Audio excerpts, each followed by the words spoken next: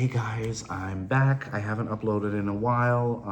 And you know what? For someone who doesn't make any money recording YouTube stuff, I think I'm entitled to take a couple weeks off. I've been doing lots of great stuff. It's been really busy lately. Obviously, I don't want to talk about it too much, but I've been really busy releasing this baby out into the world and getting it into my own hands as well. And I love what the insides look like. I think this looks so cool. And I designed and did everything myself. I think it looks dope. I think it looks fab. It's everything I want an Oracle deck to look like. And I just think it's really, really, really like bomb.com dope. And yeah, you can get it for like not that much money, I think. I've been seeing these deck prices go up. And I'm like, girl, I've also been decluttering a lot. I don't want to pathologize behavior, but I have sort of been recognizing a pattern in my spending where I will be like, ooh, this is like a $15 deck on Amazon or at TK Maxx. It'll probably be worth it. Let's just get it just in case. I've done that about 60 times. Let me tell you, out of those 60 purchases, maybe 3 were mind-blowingly amazing and completely changed the way I read tarot and, just been really good, awesome readers. And the rest have kind of been mediocre at best, meh. There are decks in that pile that I may have used once and never looked at again. I didn't want that. My space, I have my own tarot space upstairs. It was super cluttered. It was annoying as hell. So I got rid of a lot of them, and it was a difficult process. Some of them were also decks that I maybe got from friends, or some of the decks that I, was gifted for review. Some decks were by people that I was very close with for a while and I'm not that close with anymore. So, it's difficult to make that selection, but still I had to do it. You can't hold on to everything forever. You need to hold on to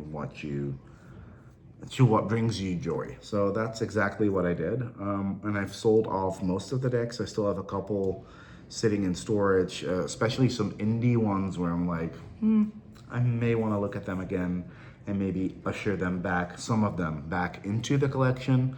But the mass market stuff, if I don't sell it, and if I can't give them away, like even giving them away has been difficult. Like people, like the whole tarot hype is a little bit, the spell has sort of been broken, I think. And this is gonna sound really wasteful because I could journal with them, use them in my journal, whatever. I'm gonna have to throw like most of them away. It's as easy as that. I can't help it. Like, I need those decks out of my space. Honestly, I really do.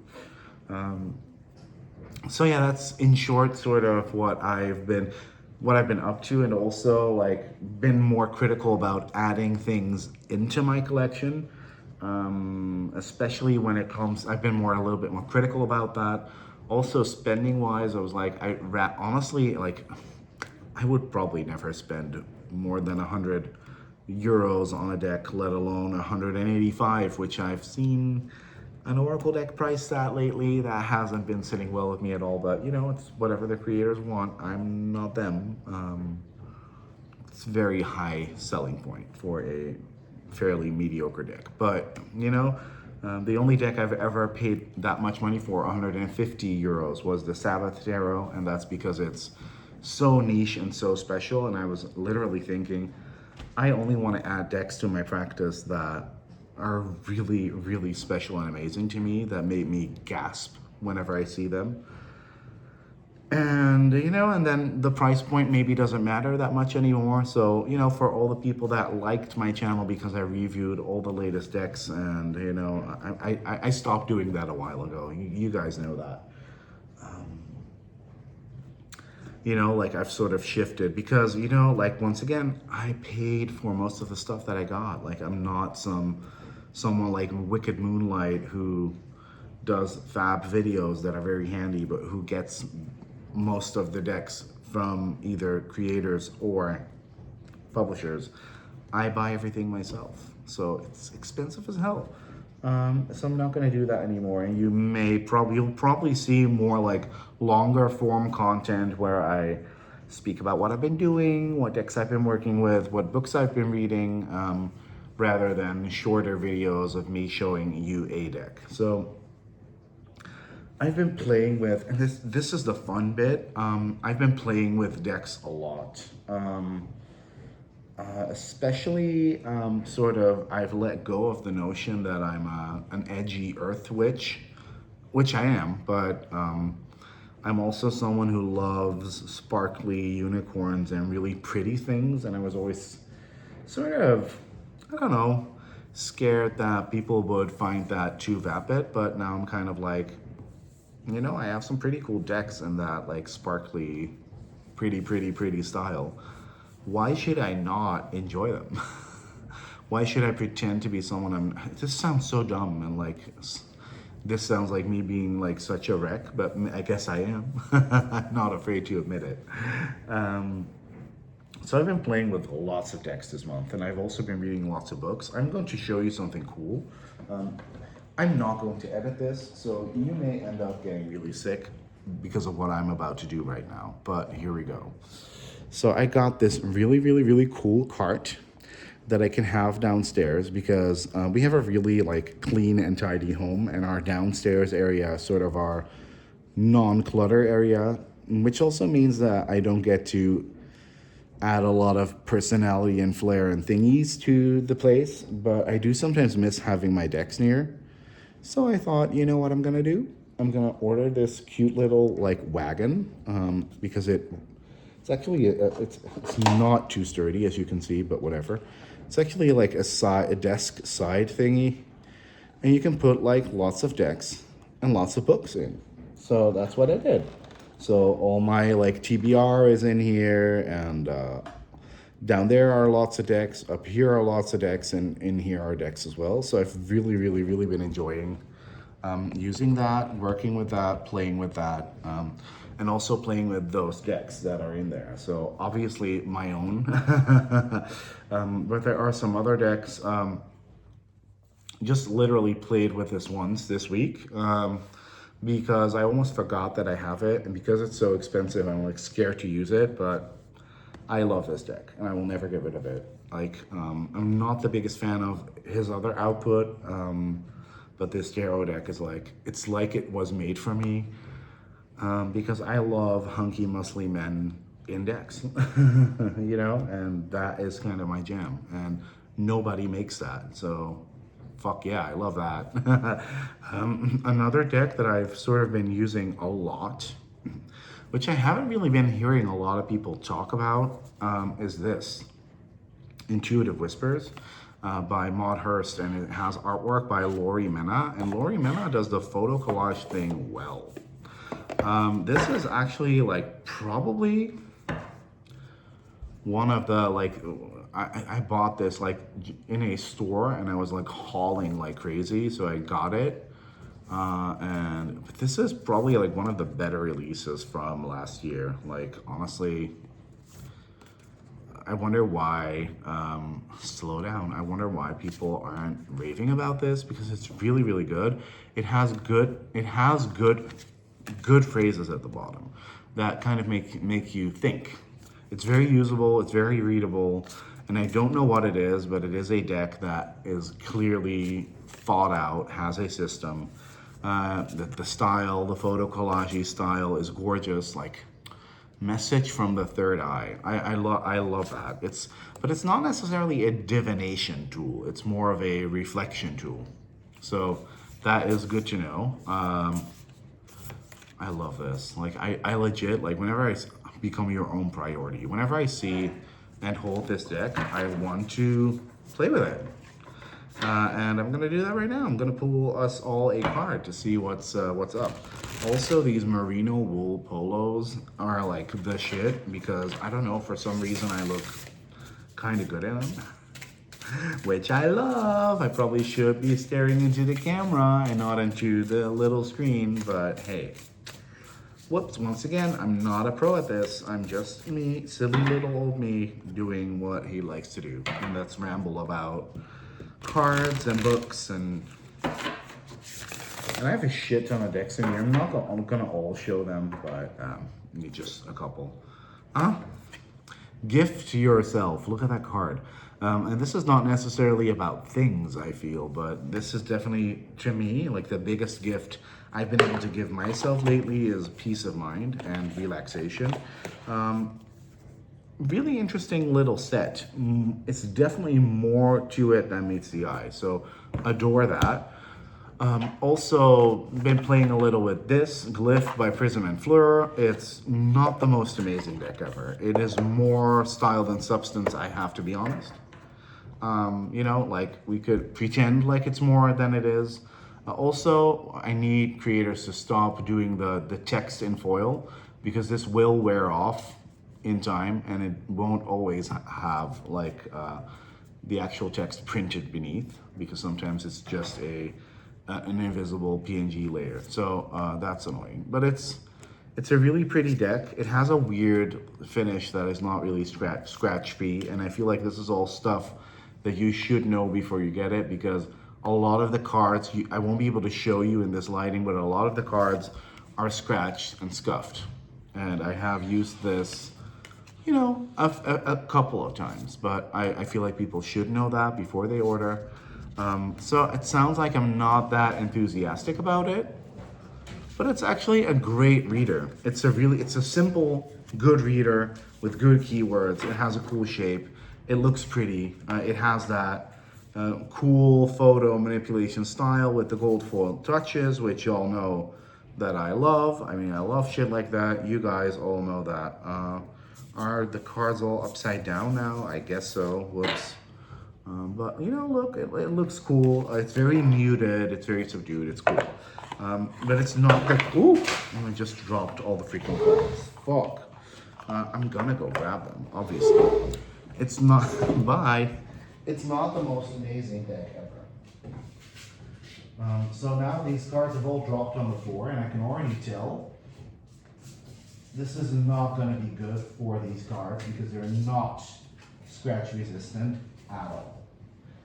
So, you know, like if you're kind of clumsy like me, dropping a deck like this, like it's honestly a little bit annoying, because this is not a cheap like tool. It's expensive. So it's actually quite good that this happened, but I was a little bit shocked at how like unstable the cardstock was when I got it. But you know, she's cute, she's adorable, she looks nice. I hope all the cards are in the box now, but yeah. Also been playing with this. I'm not gonna show, well, I might show it, but Ocean Dreams by Daniel Noel. A lot of people like are mad because it sometimes has weird titles. I feel like I've been using this for so long that I can completely work with this deck without even consulting the guidebook if I don't feel like it. Like that's how cool I am with this deck. And I love her art style, her artwork. I'm heavily inspired by it. I think it's fab. So as you can see, I've sort of been very into the ethereal, Daniel Noel-esque, photo collage-esque, but then more that photo manipulation style of decks, which obviously I'm going back into that Glyph Oracle, that Prism and Fleur Glyph Oracle, because I need all the cards to be right side up and in the right order and blah, blah, blah, all that jazz. I can't help myself. Like, I can literally, it's so annoying. Like, when you create a deck, like, card finish is so important. You need to not skimp out on card finishes. It's like a lot of people are like, I don't like that stupid, like, rose petal finish. It protects the cards so well. Like, I get that you don't like it. A linen finish is good as well, because it protects the cards as well. Or an anti-scratch matte UV one is good as well. But you really need to be careful about the kind of finishes you use. And like, honestly, like, I feel like this creator also does test prints, so I'm kind of like, why didn't you notice that the finish you chose was complete shit when you got the deck in? But I don't know, like they were probably too busy checking all their things. I mean, I have, like, obviously I'm not gonna say what because you guys maybe can find it yourself, but I have little mistakes in my decks. It's difficult doing this all by yourself. But yeah, like, oh, I'm so bitter. It's gorgeous, but it's got scratches everywhere, and I've used it less than 10 times. Anyways, so the photo manipulation style is my jam. Also have been loving all the Rebecca Campbell decks, which I'm not all going to show, obviously. But I finally got the Ancient Stones one in. And guys, I was surprised, y'all. This is probably the best content-wise out of the bunch. Art-wise, not so sure. But this has really good prompts, really good questions, really good keywords, really good everything. Like, and I've sort of devised this really cool spread where you can use all of her decks, so that's fun as well. Where you pull a card from each deck, and it's just stunning. And I do really appreciate Katie Louise's art style and how it's different from Danielle Noel, and she's kind of grown on me. I like that this is a little bit more grounded, and it's really dope, honestly, I'm not gonna lie. It's really good. So I've been playing with all the Rebecca Campbell decks, so once again, very much that subdued, gorgeous, stunning photo manipulation work. Same with the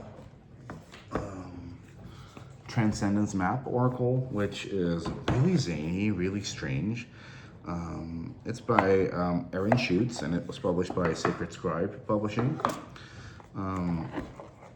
And you know, I honestly have to be honest with you, I have been liking a lot of the Sacred Scribe stuff. But there's like an author that writes for Leah that I don't really dig her writing style. She talks about, it's so funny, right? Like, I have like all these Star CD decks here, but her vibe is a bit too Star CD for my liking. Everything is a code. Strawberry codes, light codes, everything is a code. Sometimes a strawberry is just a strawberry. This is written by nor illustrated by either of them, and not everyone likes this, but this has cool messages on the cards. They can connect together, so it's fun to also look for that when you lay cards down in a spread. But this one says, to know is to mistake, honor the mistake. Like, it has really good, profound things on there that sort of make you think, and it's square, and it's cute, and it's weird, and it's not your average deck. So that's really freaking dope. And you know, and it's honestly, like, people will say that this is mass market. It's not. Like, Leah pretty much is very much an indie publisher. But it does go for mass market prices, which I do like. Like, I mean, you know, it's this is definitely one, like, honestly, if you want to like a more in-depth review or more in-depth look-see, check it out. Like, it's worth the gamble. So during my clean out, I also found this, the Sacred Sea Oracle by Justine Serabin. Hadn't seen this in years. And another really weird, zany Star CD one. But this one's more like raw and primal a little bit, and more alien-esque, and it's just has been blowing me away. I've been playing with this a lot, like, and that's cool about this little cart because you get the stuff that you love, you get to keep that near you. The octopus spirit, ingenuity, love that, adore that. Sea goddess of momentum, consistent communication. Like, this has great keywords, great concepts. This is very raw, primal, sea goddess energy without being too literal. So it's very much Justine's channeled idea, which I think is really cool. Another thing that I've been loving is my combined goddesses and titans oracles. So I've turned it into a mega deck, and it's been so much fun playing with it. So they're all, it's a huge chunker of a deck, and this has all the goddesses, all the gods, and I also want to pull a card from this, because what did we get earlier? It was gift yourself. Gift yourself some peace of mind. So let's see what the gods and goddesses have to say. I've been very much into, even more than I already was, but more into gods, goddesses, deity work. What does that entail? Using discerning language surrounding deity work, all that stuff. Sort of been very into that. I know Martin's been very much into the goddess stuff lately as well, so that's kind of interesting. Been thinking about creating a god tool for myself and to look more into the stories. So let's see, we got a goddess for us. And we got Joan of Arc, faith. Having faith that everything's gonna be all right. In these troubling times, we do need to keep the faith. So that's a good little card. I love that. And I do keep the guidebooks attached to the satchel that I keep these in, because they don't fit into the bag. I need to find sort of a bigger bag, but for now, this is how I keep them. And then last but not least, I got this, the Thoth Nebula. I don't know if it's going to show up on camera because it's on glossy stock, which is annoying to film with, but it's amazing to shuffle with. So this is sort of a weird, inverted, paradoxical Thoth. I'm not going to show you all the cards. This one's not available. I got it from Nova Mundi. It's not for commercial use. But it's that. Look at this Emperor. Like, it's so interesting, the details that pop out with this like weird, inverted, paradoxical. Look at this High Priestess.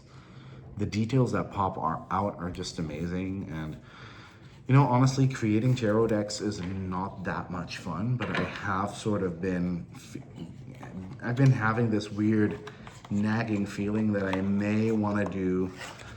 I mean, my Arcane Warrior already is sort of Thoth-esque, but I may want to do something more Thoth-esque, Thothy for myself. So did I skip anything? Oh yeah, books. I'm reading this right now. When I started this, I hated it. Darkly by Marisha Pessl. It's about this group of teenagers. They're all fan of this weird, like, obscure board game designer who died a couple of years back, and her board games go for crazy prices now. You know, sort of like how out-of-print decks can go for crazy prices and have sort of a cult following. And they get to do an internship at their estate, and they sort of get sucked into a new game. You don't own the game, it owns you. I don't know if you guys are familiar with Marisha Pessl. I am. I love her. I read Night Film. I read Never Will Wake. Tried reading Special Topics in Calamity Physics, but didn't succeed. Might try that again. So her first books, Special Topics and Night Film, were for adults. And I still stand by my point. This basically is a Night Film, but for young adults fans. So I started reading it, and it's very similar. But it is really cool. Night Film does this too. It will have documents. In Night Film, it was sort of more in the style of an app. In this book, thank God, because the app is no longer in use, but in this book, there's printed letters, or let's see, I gotta find a better example. Yeah, you can see it a little bit better here. Like, there's a little evidence in it. So that's kind of cool, but the story feels very similar to Night Film, although I am super enthralled.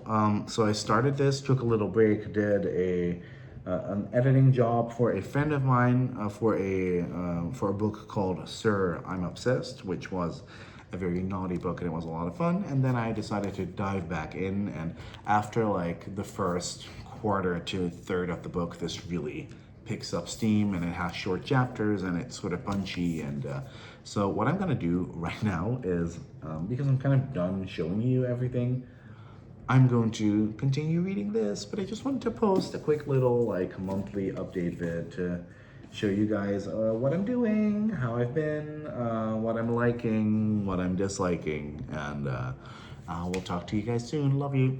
Bye.